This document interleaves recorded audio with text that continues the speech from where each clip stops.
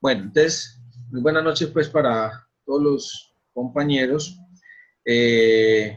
La finalidad de esta videoconferencia es trabajar un poco el tema o hacer algunas aclaraciones necesarias que se deben de hacer o ampliar un poquitico más la conceptualización del impuesto a la riqueza. Recuerden que este impuesto viene hace mucho tiempo, simplemente le han dado el cambio de nombre o la destinación a la que para la cual fue creada. Pues este último concepto del impuesto a la riqueza fue dado en el 2014 con la reforma tributaria, con la 1739, que anteriormente traíamos uno que se llamaba el impuesto al patrimonio, ¿sí? Que digamos que estuvo en el tiempo del presidente Uribe y continuidad del presidente Santos. Y después Santos lo que hizo fue cambiarle el nombre en la 1739 y ponerle impuesto a la riqueza. Sujetos pasivos que tenemos en este impuesto, tenemos las personas naturales y las personas jurídicas. Dentro de las personas naturales también, digamos que estarían las personas que tienen sucesiones ilíquidas. ¿Tienen claro qué es una sucesión ilíquida? No me quedó plata. No, profe. Bueno, recuerden que una sucesión ilíquida es aquella persona natural que fallece y mientras que se hace digamos, la distribución o el reparto de los bienes que poseía esa persona, esa persona muere, digamos que físicamente para el mundo, pero tributariamente solamente muere el día que se haga la distribución de lo que nosotros conocemos pues como las herencias o la distribución de los bienes. Entonces, las personas naturales están dadas en esas dos estructuras, lo que es las sucesiones ilíquidas y la persona natural en su estructura como persona natural. Estas personas naturales, obviamente,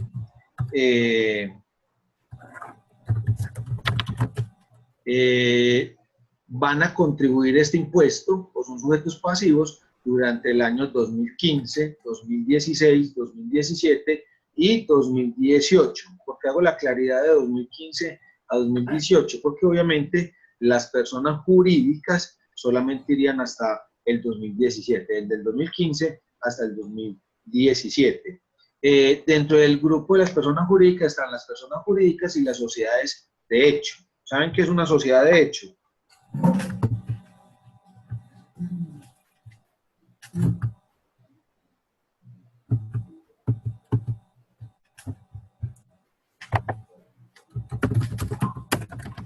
Están muy callados. ¿Saben qué es una sociedad de hecho?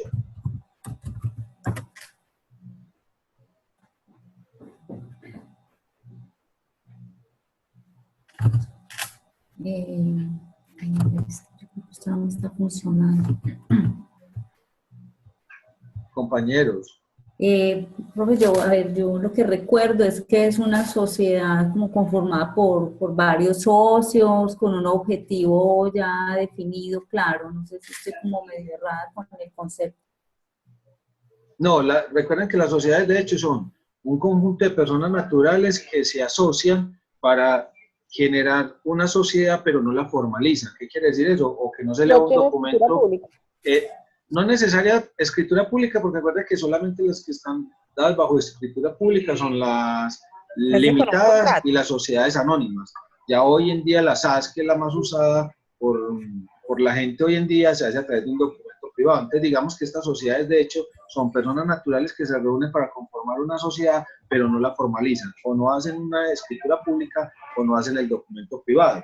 Entonces, esas también tendrán que tributar el impuesto a la riqueza a través del concepto de la sociedad, de la personería jurídica, ¿sí? Y estas solamente tributarían el impuesto a la riqueza desde el 2015 hasta el 2017, o sea que el 2018 no serían contribuyentes del impuesto a la riqueza. También dentro de estos... Señora. Una pregunta, ¿por qué solamente las jurídicas es hasta el 2017 por la reforma? No, digamos que fue diseñada así la estructura de... Por la ley, pues que... Sí, digamos que fue dado la ley. Habría que ir a analizar cuál fue los motivos que dieron para que las personas jurídicas solamente dieran hasta el 2017, pero así salió la ley, las personas naturales hasta el 2018 y las personas jurídicas hasta el 2017. Pensaría yo poniéndole lógica a ese concepto. Recuerden que hay veces que en el tema del impuesto de renta, las personas naturales tienen más beneficios que las personas jurídicas a través de ese margen o digamos de esa defragmentación de la renta, según ese artículo 241 que defragmenta según la base gravable y tiene una tarifa marginal, mientras que las sociedades independientes desde un peso tributan con el porcentaje de la tarifa que les sea asignada dependiendo del tipo de sociedad o de empresa o de persona jurídica en la que se esté trabajando. Pues recuerda que tenemos diferentes tarifas en personas jurídicas también. Entonces, pensaría yo que puede ser uno de los motivos sobre los cuales se haya dado ese concepto de haberlo llevado solamente hasta el 2017.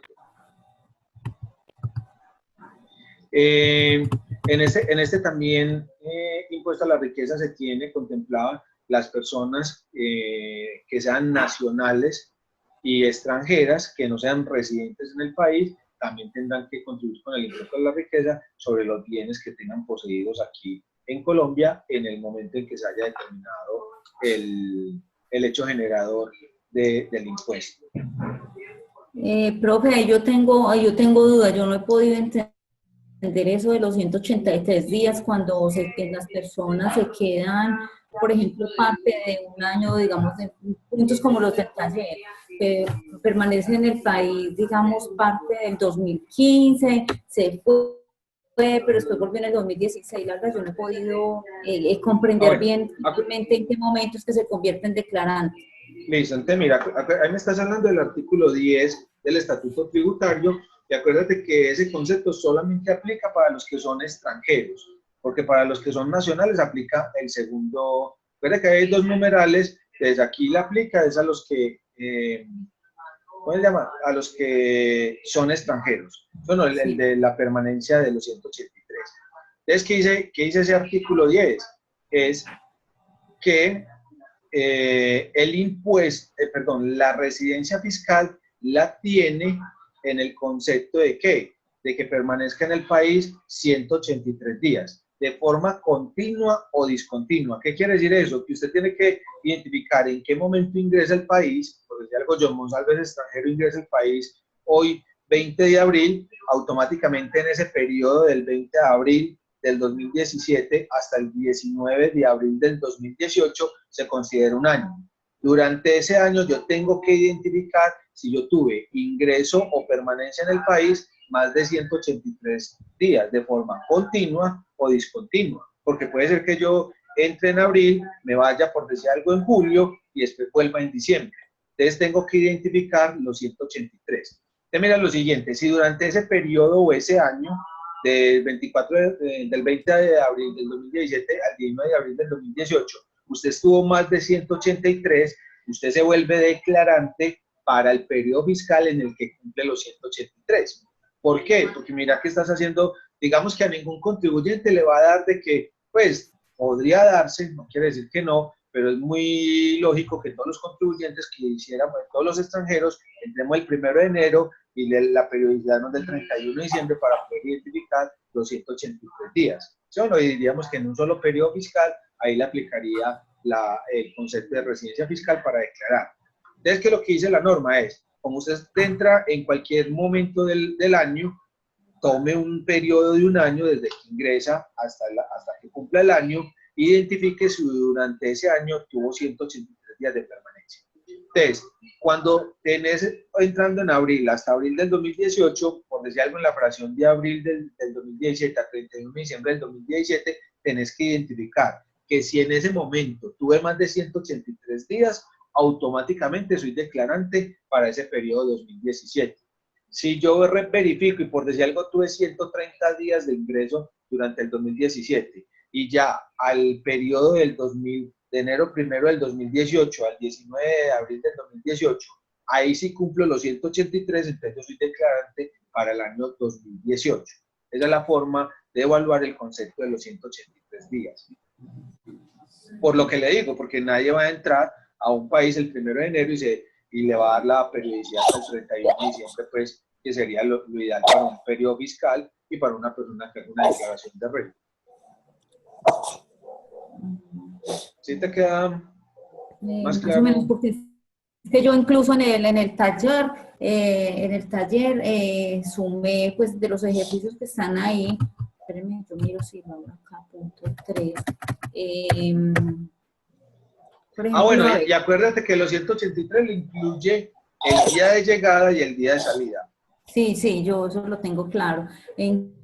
Incluso así, pues yo lo hice, por ejemplo, este punto 6 que dice que Tina Turner era una persona extranjera, la cual llegó a Colombia el 2 de enero de 2015, se regresó para su país de origen el 2 de marzo de 2015, retornó a Colombia el 2 de noviembre de 2015 y se regresó el 5 de mayo de 2016. Adquiere la calidad de residente y por lo tanto de declarar. Entonces, bueno, lo hice así como usted está explicando aquí, hasta diciembre de 2015, cierto que se suman los días calendario. Por Sí, ejemplo, sí, sí. Aquí no son días hábiles, sino día calendario. exactamente de enero 2 a enero 31 de 2015, ahí son 29 días. Y ya cada día tenemos que tener en cuenta, esa fue otra inquietud que me surgió, si por ejemplo el año es bisiesto y febrero en ese año tenía 29, se suman los 29 también. Sí, claro. Sí, sí. Bueno, perfecto, entonces, Acuérdate que la norma no dice un periodo de 365 días, sino que dice que un periodo de un año. Es el periodo del año el que le aplique para ese año como tal. entonces, por ejemplo, esta persona, según esto, hasta el 31 de diciembre de 2015 tenía 119 días, 119 días, y para el año 2016, 126. Entonces ahí a mí me queda como la inquietud, entonces ¿para cuál Listo. de los años se Entonces, convierte? exacto. Entonces, mira, para el primer año no sería declarante. ¿Sí o no que no? Sí. ¿Por qué? Porque no tiene los 183 días en esa periodicidad fiscal. Digamos que lo que dice la norma es que usted tiene que identificar el periodo anual. O sea, un año para usted identificar los 183 de forma continua y descontinua. Pero para el tema tributario usted tiene que determinar los periodos fiscales, o sea, cierre a 31 de diciembre de cada año. Entonces, usted al cierre de 31 de diciembre de ese año le da ¿cuántos días me dices? Al 31 de diciembre de 2015, 119 días. Listo, entonces ahí te da 119, mira que no cumplís con los 183. Entonces, para ese año fiscal no serías declarante porque no tenés los 183. Al otro año fiscal, identificas que tenés ¿cuántos? ¿Me decís? 126 días. 126. Entonces, si yo sumo 126 más 119, automáticamente ya estoy por encima de ¿qué? De De los 183, que es 183. lo que me dice la norma en ese periodo de un año. Entonces, para el año siguiente, automáticamente ya sí me convierto declarante de renta. O sea que me convierto en declarante de renta para el 2016, pero debo presentarla en el 2017. Sí, claro, sí. Uh-huh. Bueno, yo veo esta otra.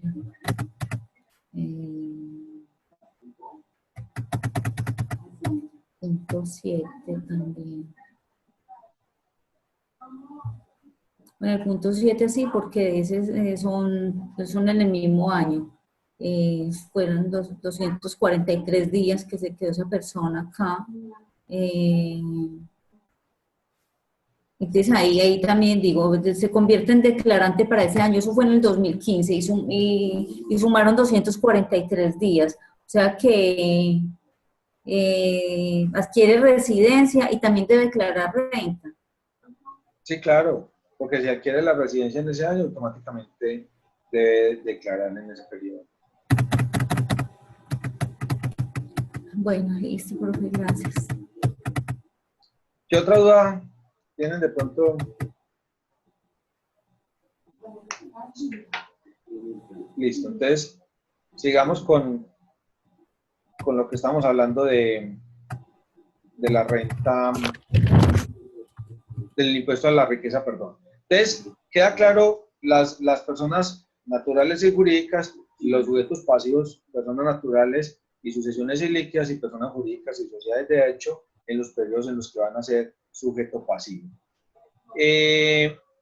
Dentro de este concepto, hay que contemplar una aclaración que hace la norma y es, un segundito, yo reviso aquí el parágrafo, se lo leo textual. En el tema de los establecimientos permanentes. recuerden que en un momento dado una persona natural puede ser que no sea residente en Colombia, pero puede tener un establecimiento permanente en Colombia. O sea, como persona natural no es residente, pero automáticamente a través de lo que se considera establecimiento permanente, adquiere la calidad de contribuyente del impuesto a la riqueza. Para ese año en que él tenga esa particularidad, pues obviamente tendrá que contribuir con el impuesto. Ese impuesto lo tiene que contribuir obviamente sobre los bienes que posea en Colombia. Porque acuerde que hoy en día las personas naturales, pues obviamente tienen lo que se conoce como renta mundial, pero para el impuesto a la riqueza solamente lo que se posea durante el país, dentro del país, porque no tendría sentido que usted esté contribuyendo con el impuesto a la riqueza para para patrimonios que no estén incluidos aquí o que no estén dentro del país. El hecho generador de ese impuesto, obviamente, es lo que supere 1.000 millones de pesos, o sea igual o superior a 1.000 millones de pesos para el 1 de enero del 2015. O sea que hay que identificar eso. Usted debe tener la fotografía del 1 de enero del 2015. Si el 1 de enero del 2015 su patrimonio líquido no superaba los 1.000 millones de pesos, sino que lo superó en el año 2017, usted ya no es contribuyente del impuesto a la riqueza, ¿sí o no? Debido a que este impuesto a la riqueza es una fotografía en el momento que la norma lo determina, o sea, que fue el 1 de enero del 2015. ¿Qué creen ustedes bajo, digamos, el núcleo anterior que se hizo pues, con una fundamentación de los principios? ¿Por qué creen ustedes que este impuesto dice que 1 de enero del 2015 y no 31 de diciembre del 2014? ¿Qué creerían ustedes que por qué se da ese concepto?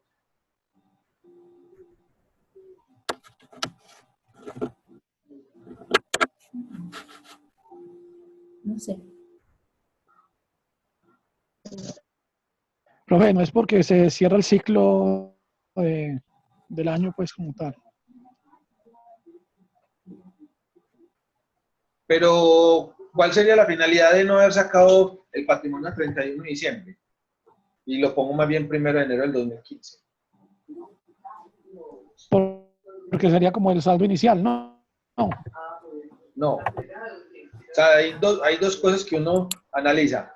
Digamos que ¿cuál es la que analiza Por el uno? cierre, ¿no? No, no tanto por el cierre, no, porque, dígame usted, ¿qué cambia el patrimonio suyo del 31 de diciembre al 1 de enero? Solamente hay un concepto que cambia, del resto lo otro es lo mismo. Usted, el saldo a diciembre de los bancos, el 31 de diciembre, él casi que iría lo que es el mismo el 1 de enero. Usted, pues, si usted el 31 de diciembre saca plata, pues no sería antes patrimonio para usted y automáticamente ya no estaría, pero casi pues que usted el 31 de diciembre no tiene cómo sacar dinero, que sabemos que el sistema bancario para Colombia estaría cerrado en sus transacciones. Entonces, tiene dos conceptos. Si lo miran, señora. No es por la repartición de las utilidades. No. No. Okay. No está a repartición de utilidades. Entonces, porque mire que la repartición de utilidades, ¿qué sería?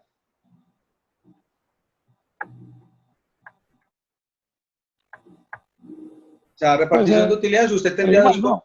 ¿Cómo? Sería igual. Sí, claro, o sea, repartición de utilidades, si lo hace pensando en el tema de las que tiene acumuladas, pues eso lo puede hacer en cualquier momento dado pues del año, pero digamos que no estaba ese. Y si es de las que tiene a 31 de diciembre del 2016 para el periodo fiscal que está cerrando, pues esa es la que usted repartiría al año siguiente, pues usted el 31 de diciembre hacer cierre contable y el 31 de diciembre hacer distribución de utilidades, sabemos que eso pues obviamente dentro del procedimiento no se va a dar. Digamos que bajo el núcleo anterior que era el de los principios, hay un concepto que está dado. Acuerde que el principio dice que no puede haber retroactividad, ¿sí o no? O sea, que ¿qué pasa? Si yo saco la normatividad en el 2014, ¿sí o no? ¿Cuándo se tiene que dar el periodo fiscal sobre el cual se tiene que aplicar el impuesto que se está creando? Mire que el artículo 338 de la Constitución Política dice que los impuestos tienen que ser, ¿qué? Cargados al periodo fiscal siguiente.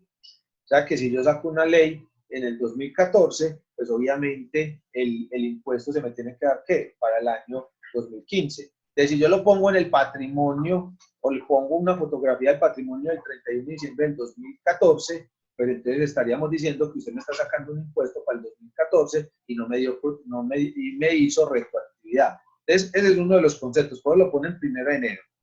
Dentro de ese patrimonio, si hay alguna cosa que cambia, y es lo siguiente: los avalúos de los predios cambian el 1 de enero. O sea que yo un predio que tenía evaluado a nivel de catastro o de avalúo catastral por algo en 100 millones de pesos, el 1 de enero ya no me vale 100, sino que me puede valer 110, debido a qué? Al incremento del IPC que aplica el Estado para hacer incremento del avalúo catastral. Entonces, en eso hay que tener, pues, una de las aclaraciones que uno muchas veces hace cuando está revisando impuesto a la riqueza: no pide el avalúo catastral para las personas naturales o jurídicas, dependiendo de cómo está haciendo la metodología de la evaluación del costo fiscal. No lo hace con el del 31 de diciembre, sino que lo hace ¿qué? Con el del 1 de enero, porque obviamente ya te llega un avalúo catastral mucho más alto que el que tenías el año pasado. Entonces son esos dos conceptos: uno, el tema de los avalúos de los predios, y el otro es el concepto del principio de retroactividad, que usted no me puede devolver un impuesto, sino que me lo tiene que aplicar al periodo siguiente. Entonces, por eso hacen como ese corte, que uno a veces, pues, cuando lee la norma, si no lo analiza desde ese punto de vista de los principios tributarios, pues uno diría que no tiene sentido haberlo sacado el 1 de enero cuando lo podía haber sacado a 31 de diciembre. Y digamos que otro concepto también que hay que hacer claridad acá es que si usted en un momento dado, a través de lo que se conoce como planeación tributaria, su asesor contable le dice que haga una defragmentación del patrimonio o lo que conocemos como una decisión, pues la norma lo que dijo es: si usted me va a defragmentar el patrimonio para no entrar al impuesto a la riqueza, hágame el favor y me lo suma. Entonces, ¿qué dijo la norma? Después de que salga la ley, cualquier persona que haga una decisión o que en un momento dado conforme a otra sociedad y traslade dineros para otras sociedades, por favor hágame el favor y me lo incluye dentro del patrimonio bruto, para poder que esté contemplado, como para evitar el tema de hacer, porque usted tranquilamente, la norma fue promulgada y usted tenía 2 o 3 días, y en 2 o 3 días había notarias abiertas, usted podía haber hecho defragmentación de los patrimonios. Entonces buscó, digamos, que proteger ese tema de hacer una planeación tributaria en corto tiempo y que no se evadiera el tema impositivo. También hay que hacer claridad dentro de este impuesto al patrimonio: los que se consideraron no contribuyentes del impuesto a la riqueza, pues tenemos varias personas que podemos hablar ahí, o varios conceptos de los cuales debemos de hablar para poder tener claridad. Son los que están contemplados en el artículo 19, numeral 1, para el caso, pues, en el que salió la norma, porque si lo miramos bajo la reforma tributaria, ya ese artículo 19, numeral 1, desapareció. Entonces, acuerden que ese artículo 19, numeral 1, para el año 2014, o para cuando salió la normatividad, eran las entidades sin ánimo de lucro que cumplieran el objeto social de ¿qué? De trabajo a la cultura, el deporte, la salud, y adicionalmente que cumpliera 3 condiciones. Una, que fuera abierta al público, que se aplicaran se apropiaran de la palabra adecuada los excedentes en el periodo fiscal al año siguiente del periodo fiscal en que se generara, o dejar el concepto si en un momento dado esos excedentes iban a ser excedentes permanentes bajo las modalidades que hay de excedentes permanentes. Y el otro, que cumpliera, pues, las condiciones de educación, o sea, que realizara las actividades de educación, cultura, deporte y las otras que están contempladas ahí en ese artículo. Determinó los del artículo 22. Recuerden que los del artículo 22 son las empresas que son no declarantes y adicionalmente no contribuyentes del impuesto. ¿Sí o no? Ahí tenemos quiénes. Tenemos el Estado, toda su estructura del Estado, y empresas, y algunas empresas descentralizadas que están ahí mencionadas. Y en el artículo 23 tenemos las empresas que son no contribuyentes, o sea, que no tienen pago de impuestos, pero que sí son declarantes de renta, o sea, que tienen que presentar lo que conocemos como el impuesto de ingresos y patrimonios. A estas empresas no las contemplaron como declarantes del impuesto a la riqueza. Y aquellas otras empresas que están en un momento dado o que ya se encontraban para ese tiempo en liquidación, en concordato, o lo que conocemos como liquidación forzosa administrativa, que es que en un momento dado el Estado me haya hecho una intervención, ¿sí? Y me haya solicitado la liquidación, caso puntual de Saluco, caso puntual de lo que conocemos como Interbolsa. ¿Vamos claros hasta ahí o alguna pregunta? Sí, va bien, profe, gracias. Claros, claros. Listo. Dentro del concepto del hecho generador, pues lo que ya habíamos dicho, obviamente el patrimonio líquido superior a 1.000 millones de pesos. Dentro de este concepto, digamos que ese hecho generador da a través de ese impuesto y de ahí se deduce lo que conocemos como la base gravable. Esa base gravable, para poder calcular el impuesto, obviamente es el patrimonio bruto, o sea, lo que nosotros conocemos como si dijéramos, si lo llamamos al tema contable, sería el total del activo, tanto de las personas jurídicas o de las personas naturales, en los años en que ya hablamos, y descontándole o deduciéndole las deudas que se tenga a cargo de las mismas vigentes a esa fecha, ¿sí? Para los dos casos está dado igual.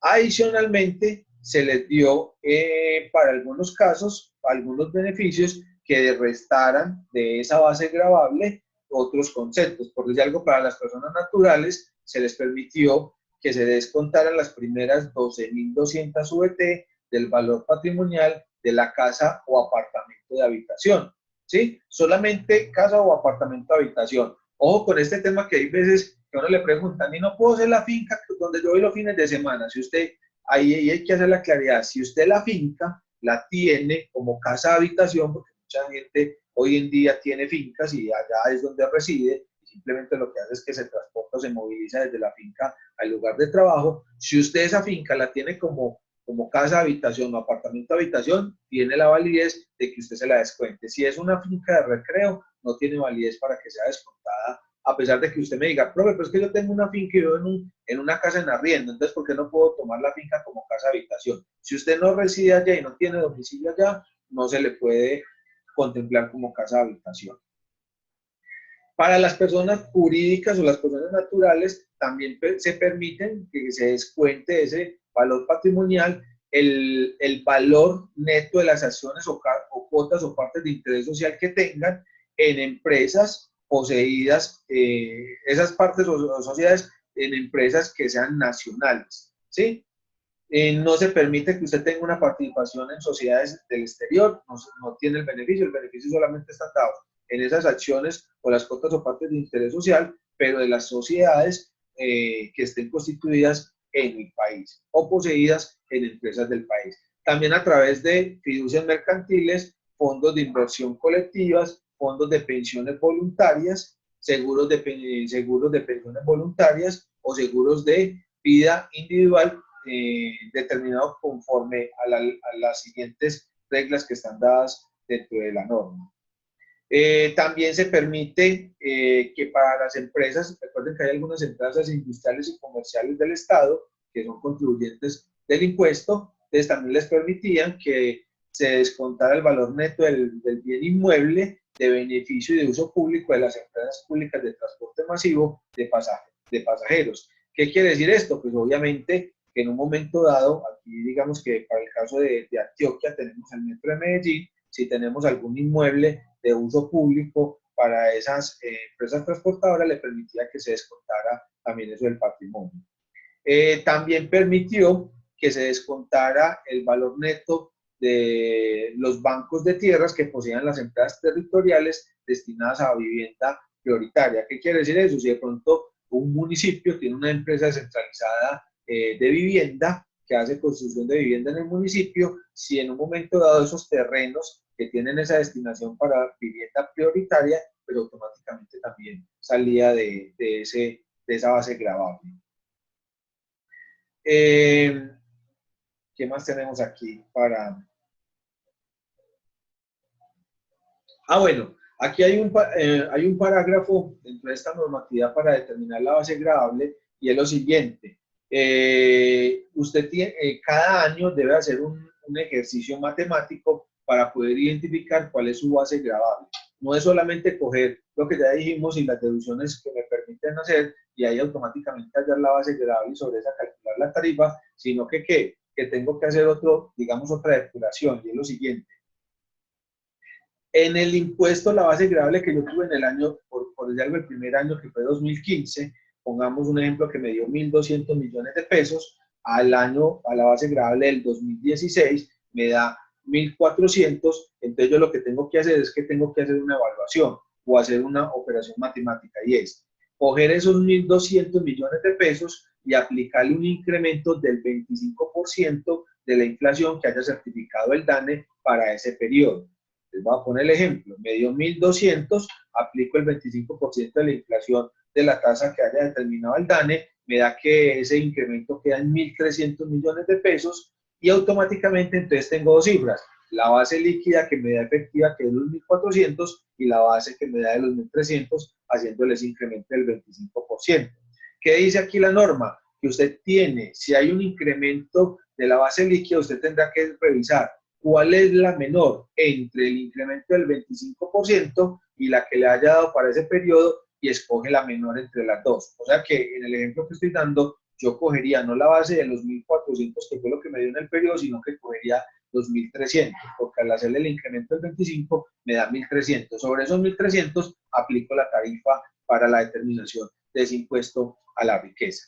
Si el impuesto, si la base líquida es al revés, me disminuyó, el mismo ejemplo venía en el 2015, presenté la base líquida de 1.200, pero resulta que en el 2016 voy y la evalúo y me da 1.000, por decir alguna cosa, entonces hago lo mismo, aplico el incremento de ese valor del 25%, ¿sí? O sea, cojo la base gravable de los 1.200, le aplico el 25% y lo descuento. Entonces, voy a hacer el mismo ejemplo, cojo 1.200, aplico el 25% de la inflación, me da 1.100 y ya que hago, comparo 1.100 que me dio el decremento del 25% o la disminución del 25% y voy y lo comparo contra 1.000. Y aquí, ¿qué es lo que dice la norma? Como está por debajo, ahí por favor hágame y me recoge la base líquida que le dé mucho más alta.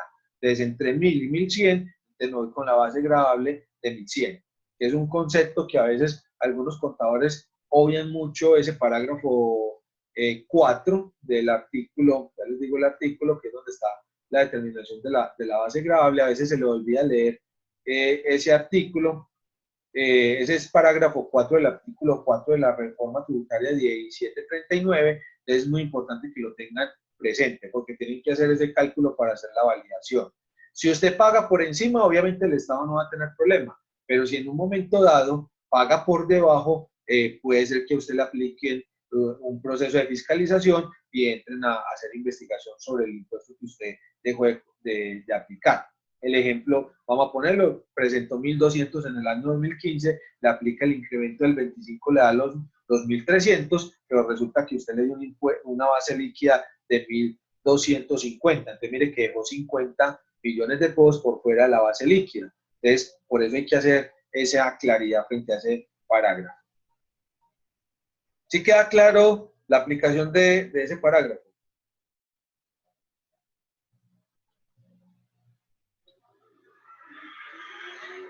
Listo.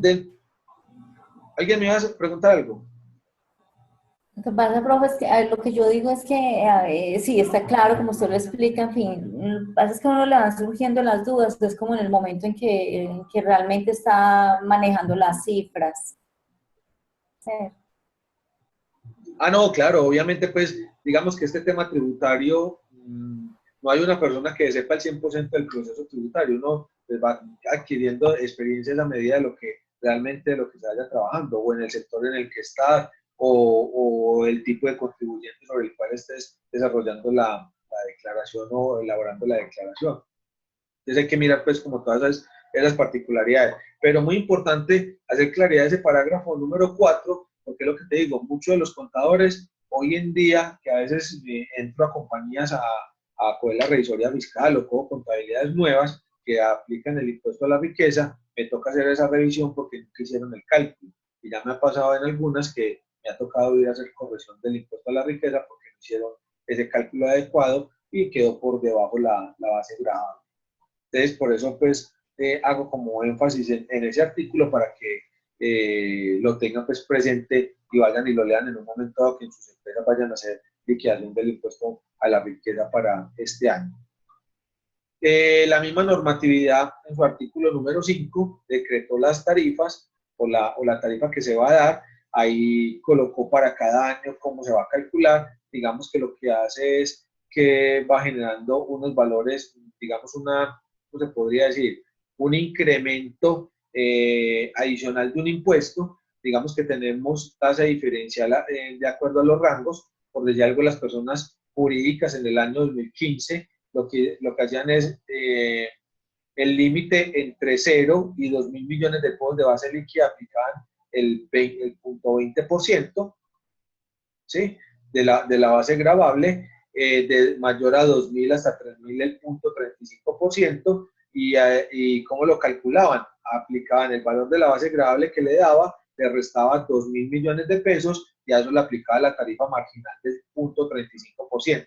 Y después de ese porcentaje que le daba, o de ese valor que le daban, valores del impuesto a pagar, se le adicionaba 4 millones de pesos. Si tenía un rango superior, entonces mayor de 3.000 a 5.000, le aplicaba la tarifa marginal del 0.75. ¿Cómo se hacía? Cogía la base gravable que le dio, lo restaba los primeros 3.000 millones de pesos y a ese le aplicaba el 0.75.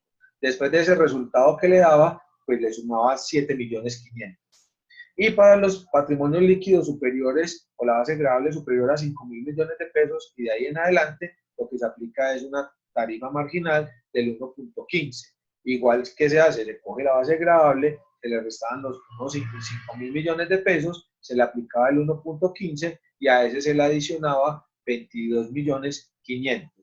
Y así sucesivamente fue creando las tarifas. Digamos que para el segundo año, en el 2016, ya la tarifa marginal bajó al 0.15 para el primer rango, bajó al 0.25 para el segundo, bajó a 0.50 para el tercero y bajó a 0.1 o al 1% para superiores a 5.000 millones de pesos.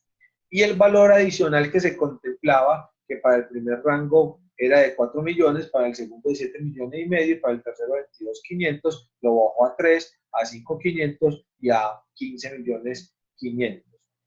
En el 2017 también vuelve y baja la tarifa marginal, pasa a ser una tarifa marginal para el primer rango de 0 a 2.000 de 0.5, de 2.000 a 3.000 de 1%, de 0.1, de 3.000 a 5.000 de 0.2 y de 5.000 en adelante de 0.4.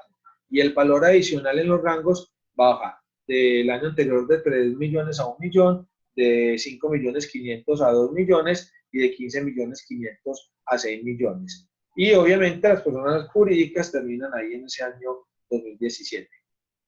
Para las personas naturales, en el 2018, en el 2015 lo que hace, o digamos para todos los años, porque no le hace tarifa diferencial en cada año, sino que es todo aplicable a la misma, ¿qué hacemos? Entonces dice que está entre 0 y 2.000 millones de pesos, una tarifa marginal del 0.125, de 2.000 a 3.000 tarifa marginal del 0.35, hacemos el mismo ejercicio de arriba, cogemos la base gravable, le restamos los 2.000, los primeros 2.000, aplicamos el 0.35 y después le sumamos 2,5 millones. En el rango de 3.000 a 5.000 se le aplica una tarifa marginal del 0.75, hacemos lo mismo, base gravable menos los 3.000 por 0.75 y se le adiciona 6 millones de pesos. Y de ahí en adelante, de 5.000 en adelante, 1.5 tarifa marginal, cogemos lo mismo, base gravable menos los 5.000 millones de pesos, le aplicamos la tarifa marginal del 1.15, perdón, de 1.5 y le adicionamos 21.500.000. Eso para las personas naturales, ahí no diferenció los años, sino que esa es la tabla o la forma de aplicar el impuesto a la riqueza desde el 2015 hasta el 2018 para las personas naturales. La obligación o la causación del impuesto a la riqueza nace el 1 de enero de cada año, o sea, nace el 1 de enero del 2015, nace el 1 de enero del 2016 y nace el 1 de enero de 2017, que es donde usted tiene que ir a revisar o validar la base líquida, el patrimonio líquido, para poder determinar si es contribuyente, si aplica hecho generador o no tiene hecho generador.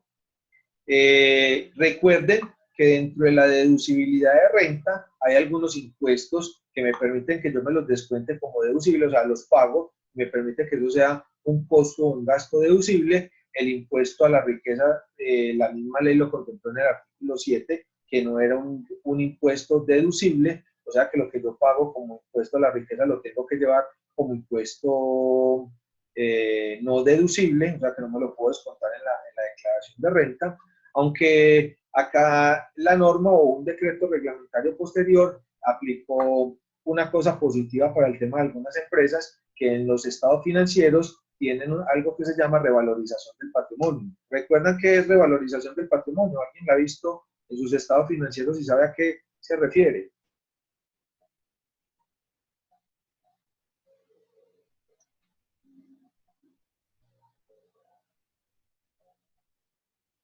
Ninguno ha visto la cuenta en los estados financieros de sus empresas de valorización del patrimonio. ¿O sabe a qué se refiere ese concepto?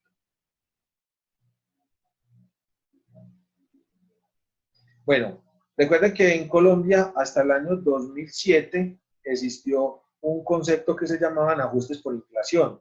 Recuerden que lo que se hacía en los ajustes por inflación era traer el valor, digamos que algunos activos activos y patrimonio monetarios y los ajustábamos por inflación, por lo que se conocía bajo el nombre del PAC, para poder traer a valor presente esos valores que se tenían en los estados financieros, porque las tasas de inflación que tenía el país pues eran muy altas y obviamente el dinero pierde valor en el tiempo, pierde valor de adquisición en el tiempo.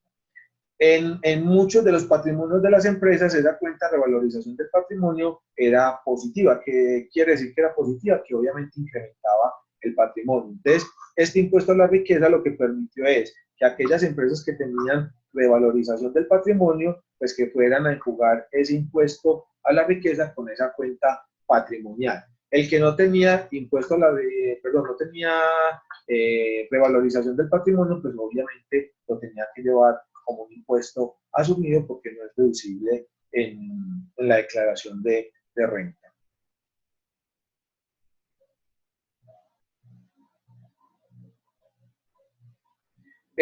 Aquí también la norma, en el artículo 8, permitió que las personas que quisieran voluntariamente hacer declaración y pago voluntarios lo podían hacer. Quienes quisieran hacer pagos no tenían ningún problema ni podrían solicitar de que les devolvieran el dinero o que fueran un dinero soportado improcedente, sino que mucha gente que voluntariamente quiere contribuir al Estado con impuestos, pues simplemente van y lo presentan y lo pagaban sin ningún inconveniente. Mire que en otros impuestos no estaba dado esa contemplación. Mire que en declaración de renta no dice que el que quiera declarar voluntariamente y pagar impuestos lo puede hacer. Mire que no está dado bajo eso. En el impuesto a la riqueza sí. Aunque uno sabe que a través de algunas metodologías han habido empresarios que han contribuido con cargas impositivas mucho más altas a las que le corresponden, haciendo algunos mecanismos tributarios permitidos. ¿Cuáles son esos? Pues obviamente, acuérdense que ustedes cuando presentan declaración de renta tienen algo que se llama el anticipo de retenciones o las retenciones en la fuente que usted le practican, eso es un anticipo al pago del impuesto de renta. De los contribuyentes que en un momento dado quieren patrocinar al Estado con mucho más impuesto que le corresponde, pues obviamente ¿qué hacen? No se descuentan esas retenciones que le practicaron y simplemente lo que hacen es que calculan sobre la base gravable el total del impuesto y no hacen ninguna deducción de ese valor. Esa es una de las formas pues, de contribuir voluntariamente un impuesto adicional que no le corresponda o por el cual no esté obligado a pagar.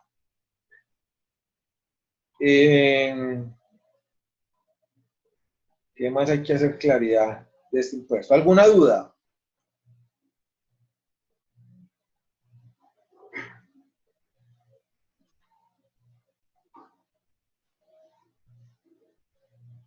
Profe, una pregunta, no sé si un poquito capciosa sería. Ninguno de los compañeros le ha manifestado a usted que pues ese taller, mi punto de vista personal es que es demasiado extenso. Pronto no han otras personas manifestado eso mismo a usted. No, nadie me ha manifestado eso. Obviamente yo soy consciente que está un poquitito extenso, pero mire que como es para trabajar en grupos, tiene posibilidad de que se puedan compartir o o hacer de fragmentación, pues, de, Y digamos, no, de de los hecho, procesos. en mi equipo lo estamos haciendo así, pero sí, la verdad que sí, sentimos Lo que pasa es que la finalidad de hacerlo largo no es tanto pues perjudicarlos a ustedes para ponerle mucho trabajo, sino que dentro del impuesto, digamos que el impuesto a la renta, hay mucho tema sobre el cual trabajar. Y cuando se trabajan estos módulos virtuales, pues está la metodología de que usted vaya y haga todas esas, digamos, uno dice, sí, en un punto hay 30 preguntas, pero ese desarrollo de usted ir a indagar para poder resolver esas 30 preguntas hace que usted conozca mucho más amplio el concepto del impuesto a la riqueza. O sea, que te lleve pues a hacer, digamos, como ese lineamiento, ¿cómo se podría decir? Como ese desarrollo metodológico para que usted, desde la parte de la virtualidad, pueda ser autónoma a la hora de manejar el impuesto o los conceptos del impuesto. Mientras que uno en el tema pues, presencial, pues en el tema presencial uno lo va trabajando y va haciendo ejercicios porque está el espacio académico de poderlo hacer. En el tema virtual, digamos que cuando estaba haciendo el taller, estaba visualizando el taller, yo decía, listo, le pongo 3 declaraciones, aprenden a hacer 3 declaraciones y para de contar dónde está la teoría de todo lo otro que soporta el tema de la elaboración de la declaración. Entonces, pensé que a través de esa formulación de esas preguntas y de falso y verdadero, pues iban ustedes a indagar y a, digamos, abarcar un poquitico más el desarrollo del estatuto tributario para que les permitiera, pues, como resolver dichas preguntas. Pero sí, soy consciente, por eso también cuando la compañera Lina me dijo que se le juntaba con el del otro, para el 22, por eso lo pasé para el 30. Mire que ni siquiera lo pasé pues como para unos días después, sino que automáticamente permití pues como otra semana y lo llevé hasta el domingo pues para que pudieran en un momento de esa última semana trabajar sábado y domingo pues en el taller, lo que les quedara pues como restando de avance de. Pero sí soy consciente, pues no quiere decir que está facilito, no. Pues digamos que fácil está pues desde que se haga el desarrollo de las lecturas y de la indagación, pero sí la finalidad es que puedan abarcar un poquitico más pues como el tema tributario a través de esas preguntas y de la construcción de esas preguntas.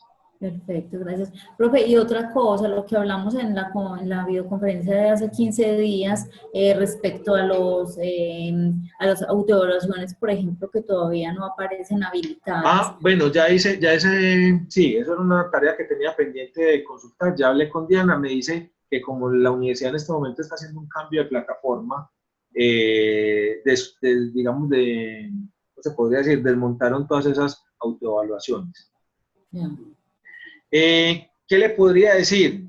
Si me regalan por ahí hasta el miércoles, si quieren déjenme, yo les monto, hago como una estructuración por ahí de 10, 15 preguntitas de esa forma y las publico.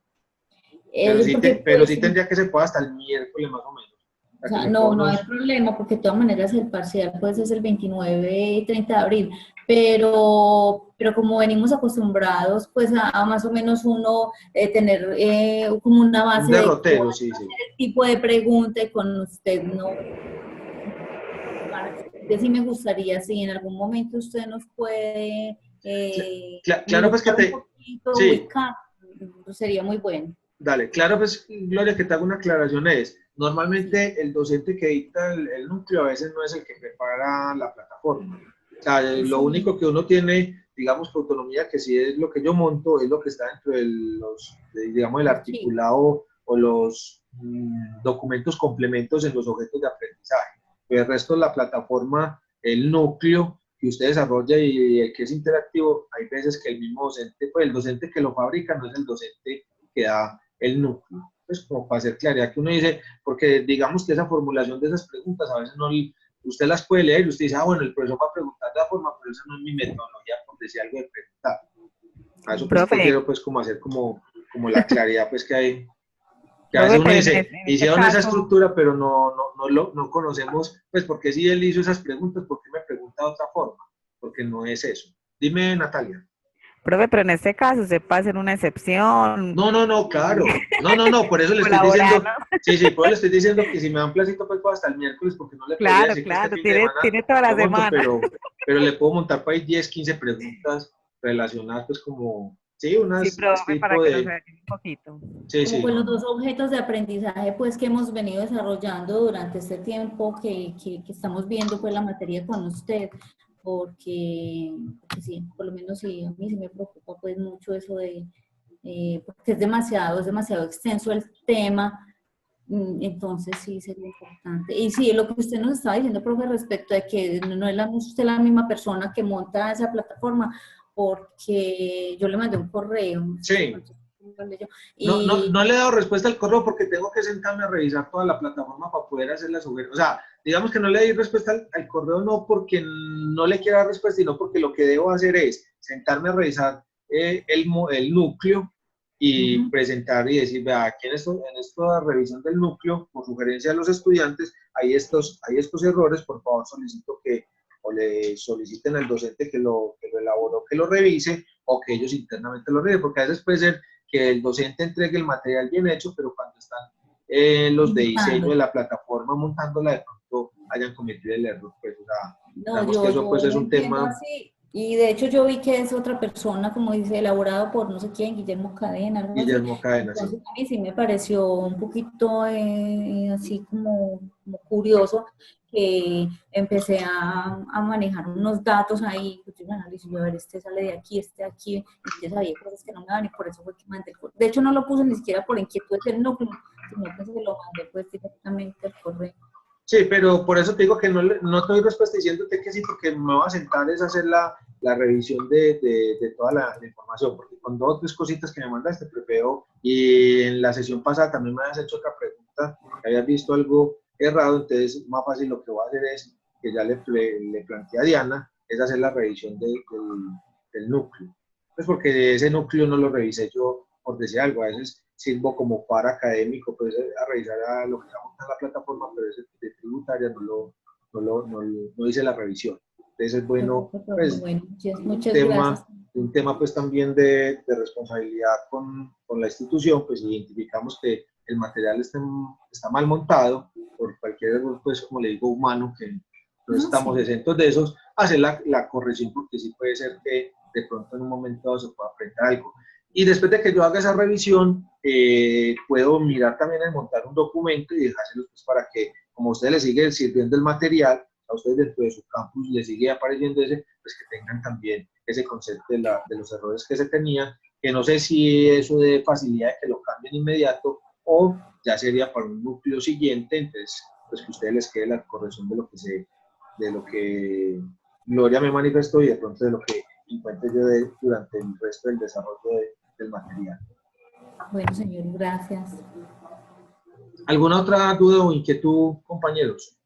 De todas maneras, mire, hasta el momento yo toda la Semana Santa estuve revisando ¿cómo se llama? El debate por el cual me podían escribir. Yo vi que nadie escribía. No quiere decir pues que no lo puedan hacer. Si tienen alguna duda, a veces pues no tienen que esperar hasta la videoconferencia, la hacen y me mandan un correo. Yo a veces lo que le digo es cuando me mandan correos personales es que se queda solamente para la persona que me lo manda. Entonces a veces es bueno pues que lo publiquen a eso. Sí. Cuando uno responde ahí, pues le queda de ayuda a los otros compañeros. En el caso pues de lo que me manifiesta Gloria, que me lo mandó personal, pues sí, es una sugerencia más desde la crítica constructiva que haces, que desde la pregunta para que yo te resuelva. Entonces eso también pues a veces manifiesta. Bueno, que me lo dejen ahí cuando son ese tipo de inquietudes, pues obviamente para que les sirva de referencia o de aclaración para algún otro compañero que pueda tener la misma inquietud o duda. Sí, gracias, profe. Profe, Señora. ¿qué posibilidad hay de que usted nos regale ejemplos de declaración de renta, por ejemplo, en este caso, de declaración de impuesto a la riqueza? Porque, a ver, o sea, uno recibe todos los conceptos, ¿cierto? Pero a la hora de ir a aplicar es donde uno empieza como, pues, a las dudas. Entonces creo que sería muy bueno uno tener como en qué basarse para llevarlo a la práctica, ¿cierto? Que eso es lo que vamos a hacer, se supone. A mí me parece muy complicado, pues, porque yo sé que uno se tiene que pegar del estatuto tributario y empezar, y esto me lo puedo descontar, esto no, y cierto.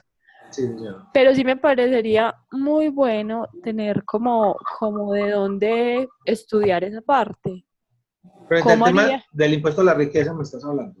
Y de las declaraciones de renta. Es que eso, o sea, eso es súper largo y hay que tener en cuenta demasiadas cosas, ¿cierto? Sí. Entonces, o sea, así sea un solo ejemplo, yo creo que a partir de ahí uno también aprende mucho. Pero ¿me lo estás planteando desde el punto de vista de montar un formulario elaborado o me lo estás planteando de resolver una declaración? Porque si me lo estás planteando de resolver una declaración, ahí hay modelos de las personas naturales, pues, pues sobre el cual más empaticé en el taller. Bueno, por eso te hago la pregunta, pues, como para saber qué es lo que me Sí, estás pidiendo. es más que todo el formulario, porque es que eso es lo que Ok. realmente uno va pues a llenar, ¿cierto? Aunque yo no sé si de pronto Lina estuvo en la sesión que hice el comentario, que es válido que ustedes como estudiantes son pegados a que esté el formulario diligenciado, y yo lo que les decía es, el formulario es lo de menos, porque usted lo que tiene que tener claro es qué es lo que tiene que llevar al renglón, pero es válido. Si de pronto consideras que es importante que se suba el formulario, busco de las empresas que asesoro y te monto y digamos te puedo anexar la información o la estructuración de cómo se hace la depuración pues, de la renta. Es que mire que usted, por ejemplo, ahorita decía que cuando usted da la clase presencial, usted hace ejemplos, ¿cierto? Y todo el cuento con los alumnos. Nosotros no Pero, tenemos como esa opción, pero por lo Elena, mismo. en el tema cuando yo digo que doy los ejemplos es que podemos ir desarrollando, pero no necesariamente el formulario, pues. O sea, lo que quiero enfatizar es, no se preocupen ustedes tanto por el formulario como tal, sino el concepto que va dentro del formulario. Pero es que el formulario yo lo lleno con la información que obviamente saco. O sea, yo digo, es todo el proceso, desde que yo empiezo a Listo. sacar los datos hasta que lleno el formulario. Listo, dale. Te puedo montar una de las que yo elaboro en las empresas, pues, y simplemente lo que hago es que oculto la información del nombre de la empresa, pues, para respetar ese tema, pero lo puedo hacer. Válido, lo Listo, puedo hacer. profe. Muchas gracias. Sino que siempre lo que les digo es, no se preocupe tanto del formulario, sino de saber, porque es que el formulario es pasar, después de haber hecho el análisis y de hacer el trabajo que hace, lo que decís. Yo tengo que saber qué es deducible, entonces tenés que tener claro los conceptos de deducibilidad, que ese es otro tema de la otra sesión que vamos a trabajar, de saber que hay algunos límites y hay algunos requisitos para algunas de deducibilidad, o sea, los principios tributarios de la deducibilidad, que son los tres pues, que uno siempre tiene que manejar, y adicionalmente los límites que están dados tanto para personas naturales como para personas jurídicas, y algunos conceptos que no me permiten en el caso de los impuestos. Yo no consideraría que todo el impuesto que yo pague es deducible, no. La norma es muy clara cuáles son permitidos y cuáles no son permitidos. El ejemplo, mire, esta norma sacó específico de que el impuesto a la riqueza no es un impuesto deducible para renta, o sea que yo pago el impuesto y pierdo ese costo, ese gasto como deducibilidad. Pero déjeme, yo lo estructuro y miro y se los monto. Yo pensaría que ese sí se los puedo montar este fin de semana. Listo, profe, gracias. ¿Alguna otra duda del taller o de lo que me están hablando que es válido que lo podamos resolver aquí pues en esta videoconferencia para que podamos hacer el montaje?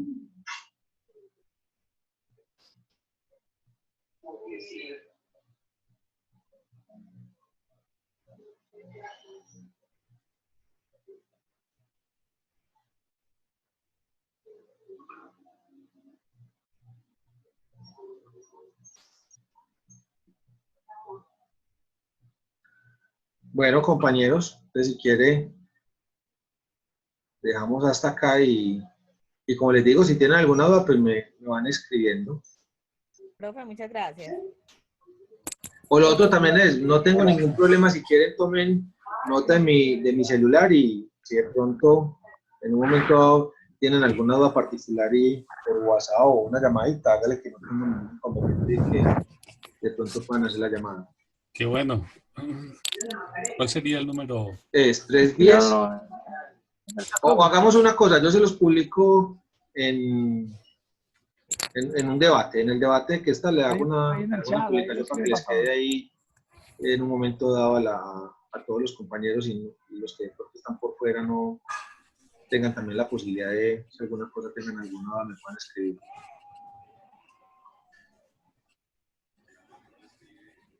Listo, profe, muy bien. Sí, profe, sí, mil gracias, se lo agradeceríamos. Lo que pasa, profe, es que sí es un tema demasiado amplio, entonces, sí, le van surgiendo a uno las duditas a medida que lo va terminando de desarrollar, entonces sí, mil gracias, si nos ayuda de pronto, sí, pues por debate ya sabemos que lo podemos contactar, y por WhatsApp, sí, sería también muy rico, mil gracias. Sí, ya puede ser algo más puntual de pronto por WhatsApp o por el celular, cositas más puntuales, más concretas. Listo. Profe, muchas gracias. Listo. Una feliz noche y muchas gracias a ustedes. Gracias. Bueno, una feliz Gracias, hasta noche para luego. todos. Hasta luego. Chao. Chao.